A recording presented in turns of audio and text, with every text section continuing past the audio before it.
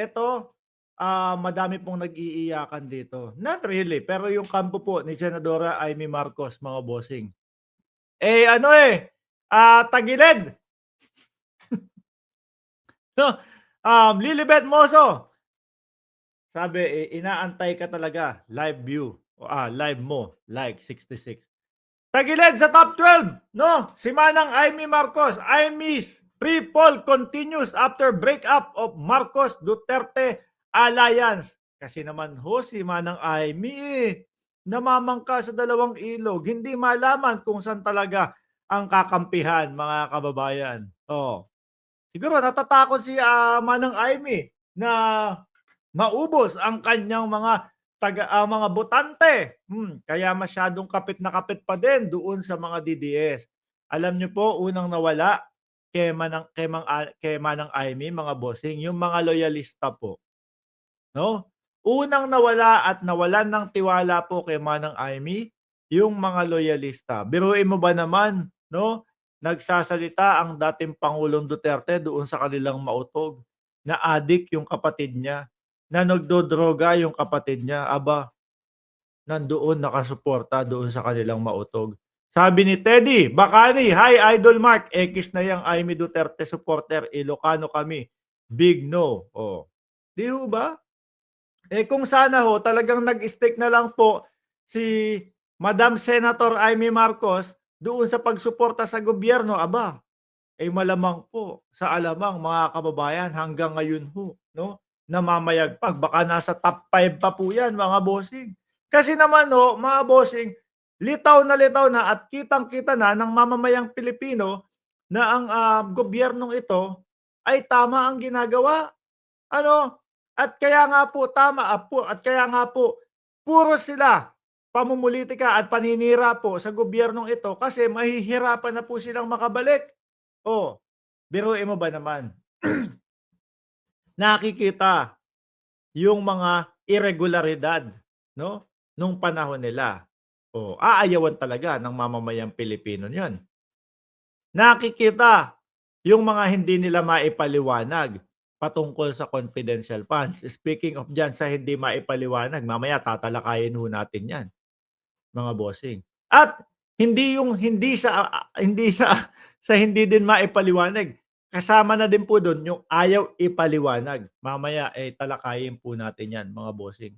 'Di sana ho, kung sana nag-stick na lang po si, senadora na nakasuporta sa gobyerno, nag-stick na lang po, siguro kinakabahan siya, "Oh, madami yung DDS, kaya hindi ko puwedeng iwanan o kailangan nandito pa din ako sa side nila. Manang baka late ka naman sa balita, 'no? Yung DDS unti-unti na pong nauubos. Tingnan niyo po yung EDSA nila, lalabing 7 o 20, ilan dun yung vlogger, 14, ilan yung mga sumusuporta talaga, 6. Yung mga vlogger po hindi mo naman masasabing talagang 100% suporta niyan diyan, eh. Nakasuporta lang po 'yan diyan at nandiyan lang po 'yan dahil nga po madaming palipad diyan, 'di ba? Madaming mga OFW po na nauuto nila doon sa mga palipad-lipad. Hmm. Tingin niyo, mga bossing, eto magtatanong ako diyan sa comment section. Kailangan ko ang power ng comment section. Tingin niyo, kung sakali, 'no, na talagang bumalik ng landas si Manang Amy, mga bossing, ano sa tingin niyo, tatanggapin pa din nung mga loyalista? Kasi masyadong malaki na din po yung naging damage ni Manang Amy sa mga loyalista, eh. Nandiyan si Daryl ng, Bangkok, Thailand, oh, like 129. Tagilid na si Madam Amy sa mga loyalista, sabi ni Jellican Luis. Oh, sabi ni Antonio, sana ma-discuss mo yung pagpalit ng, mga animals sa new banknotes. Isasama po natin yan sa ibang, araw na vlog natin. Nabudol tayo ni Digong. Totoo naman yan. Madami pong mga pangako nung panahon, ng kampanya ng dating Pangulong Duterte. Isama mo na yung West Philippine Sea, isama mo na yung labang kontra droga, lahat po 'yan, 'no?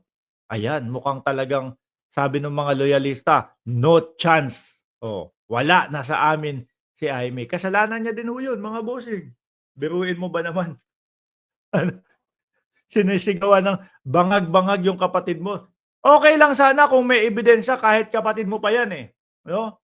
Okey lang ho sana kung kumpletos, rekado sila nung nag-umpisa po silang magsisigaw ng bangag, eh, wala ho, eh. Puro ano lang, puro galing lang po sa bibig. Pero yung katotohanan wala ho. Yung ebidensya, gumawa-gawa ng ebidensya, ano ginawa po, video-video. Sino po nauto? Sila-sila ho, 'no? Ilang ilang linggo tumagal yung ebidensya ngayon, 1 linggo tapos wala na, hindi na pinag-usapan. Hmm, tapos kumalat 'to sa buong mundo, 'no, naipakita sa buong mundo. Kampo daw ni dating Pangulong Duterte yung nagpaumpisa nun, oh. Tapos nandoon siya. Lahat po ng, lahat po ng programa na ginagawa po ng presidente, eh, nakakontra si Manang Imee. O paanong pagtitiwalaan pa ng boto ng loyalista at ng mga sumusuporta sa gobyerno? Eh, kaso po, mga kababayan, doon naman po sa side ng mga DDS, ang tingin din po sa kanya, eh, plastic. Namamangka daw po sa dalawang ilog. Ay naku, wala na, 'no? Biruin mo, yung supporter ni BBM, wala, ayaw sa kanya. Yung supporter ng gobyerno, ayaw sa kanya. Yung mga kakamping, ayaw sa kanya. Yung mga DDS, halata yung galawan niya. Saan pa pupunta si Manang Imee? Si Imee ang larigadon ng Senado, sabi ni Just Vincent. Noong araw, inagaw naku ano yan? Inagaw asawa ni Au Au Pijuan, tapos nagtaksil ulit sa asawa, sabi ni Matilda. Sabi ni, Robert, watching here from Riyadh, Kingdom of Saudi Arabia, proudly Ilocanos from Santo Tomas, Madela Quirino, mabuhay PBBM 'no. Oh, wala na ho 'no. Grabe live mo kanina Boss Mark, bigatin si Senator Trillanes. Ay siyempre po. Anyway mga bossing, iwanan na po natin 'yan 'no. Yun nga po ang nakikita ko sa inidora, ang lagapak ni Imee na 'yan. Hmm, yun talaga, eh. Ano po, wala talagang pupuntahan, eh.